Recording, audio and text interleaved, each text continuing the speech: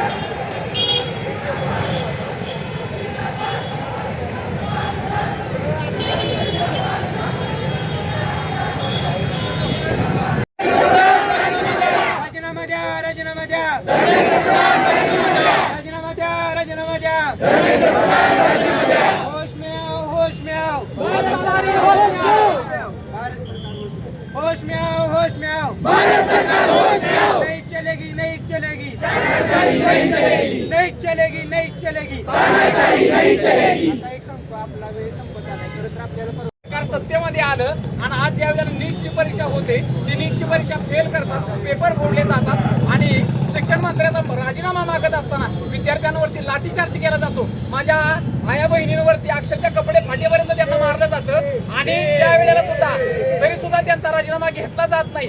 हा खरं तर भारतीय म्हणून आपल्याला लाज वाटण्यासारखी गोष्ट आहे। 56 इंचाची छाती, तर ती 56 इंचाची छाती नसून 56 इंच कातड्याची छाती आहे ती। काय 56 इंचाची कातडी आहे, तिची पागारी आहेत आणि सर्वांच्यात एकच सर्वसमक्ष भारतातर्फे युवकांच्या तर्फे मी मागणी अशी करतोय की शिक्षण मंत्र्यांनी त्याचबरोबर पंतप्रधानांनी सुद्धा या ठिकाणी राजीनामा दिला पाहिजे। जय हिंद, जय भारत।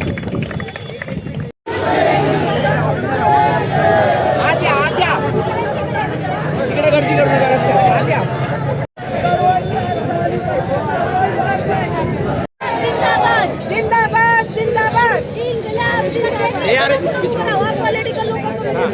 नहीं चलेगी, नहीं चलेगी।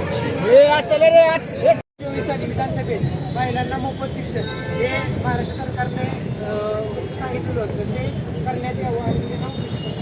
आता असं सांगतो की एवढ्या प्रोटेस्टचा मार्ग नाही। आज माझं नाव Dhanraj Jagdale, united youth front of साताराचा संस्थापक।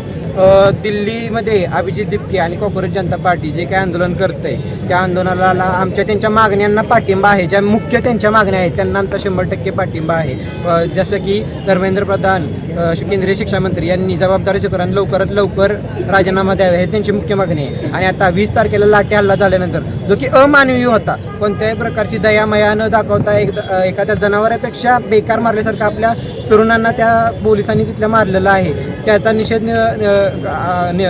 नोंदवण्यासाठी आम्ही आज इथं सगळे युवक जमलेलो आहेत। तसेच की हा सर्व संघर्ष आहे सातारमधल्या, म्हणजे आजपर्यंत असा इतिहास होता की सातारचे लोक एकत्र येत नाहीत किंवा विचारधारा राजकीय पक्ष सोडून अन्यायविरुद्ध एकत्र येत नाहीत कोणत्या गोष्टीसाठी। आज आम्ही सगळे युवक इथं एकत्र आलेले आहेत युनायटेड फ्रंट ऑफ साताराच्या माध्यमातून, आणि इथून पुढेही आम्ही सगळे युवक साताऱ्यासाठी अशाच पद्धतीनं सामाजिक असू द्या किंवा कोणत्याही प्रकारचे अन्यायधारी केलेलं काम असेल त्याच्यावर आवाज उठवत राहू आणि सातारकरांची आम्हाला साथ असावी अशी आम्ही अपेक्षा बाळगतो। मागणी काय तुमची? मागणी मुख्य पॉलिटिकल पार्टी नाही, सर्वात महत्त्वाचं आम्ही एक फ्रंट आहोत विद्यार्थ्यांचा, म्हणजे इवन काही जे असतील BJPचे समर्थक पण इथं यायला त्यांची मागणी काय आहे, त्यांचं बी म्हणणं आहे की धर्मेंद्र प्रधानांनी राजीनामा द्यावा। तर आता आमची मुख्य मागणी एकच आहे की धर्मेंद्र प्रधानांनी राजीनामा द्यावा आणि जो लाठी हल्ला झाला त्याच्यावर सखोल चौकशी करावी आणि दिल्ली हायकोर्टाने त्याबद्दल दखल घ्यावी। पेपर लीकमुळे बाहेर आला तर पेपर लीक हा खाजगी क्षेत्रातील एज्युकेशन जे वाढलेलं आहे त्यामुळे स्पर्धा वाढलेली आहे, त्यामुळे विद्यार्थ्यांना जास्तीत जास्त मार्क पडण्याची त्यांच्या विद्यार्थ्यांपेक्षा त्यांच्या पालकांची जास्त अपेक्षा आहे की आपल्या मुलाला जास्त मार्क पडावे। 5-5, 10-10 लाख रुपये फी भरून जेव्हा हे क्लासेस लावतात त्यांना असं वाटतं की आपले पैसे वाया जाऊ नये, त्यामुळे हे जे स्कॅन्डल आहे म्हणजे एका प्रकारचा हे माफिया आहे, पेपर माफिया। हे पेपर माफियातून हे पेपर लीक करतात, म्हणजे एक सायकलच बनलेली आहे। आता 150पेक्षा जास्त पेपर केले 10-12 वर्षात लीक झालेले आहेत, म्हणजे एक सायकलच बनलेली आहे की प्रत्येक पेपर येणार, लीक होणार, पूर होणार, मग मुलांनी दरवेळी प्रत्येक वेळी पैसे भरायचे फॉर्मसाठी, ते जमा करायचे. तर हे पेपर लीक आहे ते बंद व्हावं आणि महाराष्ट्र सरकार असू द्या किंवा केंद्रीय सरकार असू द्या, प्रत्येकाने याबाबत लक्ष द्यावे अशी आमची युथची आत्मीयतेनं विनंती आहे की खरंच विद्यार्थ्यांना खूप नुकसान होतं, तर एकदा यावर लक्ष केंद्रित करावे. शिल्पा योगेश मोदी माझं नाव.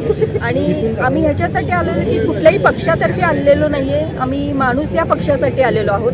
कारण की आत्तापर्यंत जे आपण ऐकतोय की इतके पेपर लीक झाले आणि मी एक आई म्हणून आलेली आहे. सगळ्यात महत्त्वाचं मी आई म्हणून आलेली आहे. आज त्या ज्यांचे पेपर लीक झालेत आणि ज्या मुलांनी आत्महत्या केलेल्या आहेत, तर यांच्या भावना, त्या आईच्या किंवा वडिलांच्या भावना मी अगदी समजू शकते.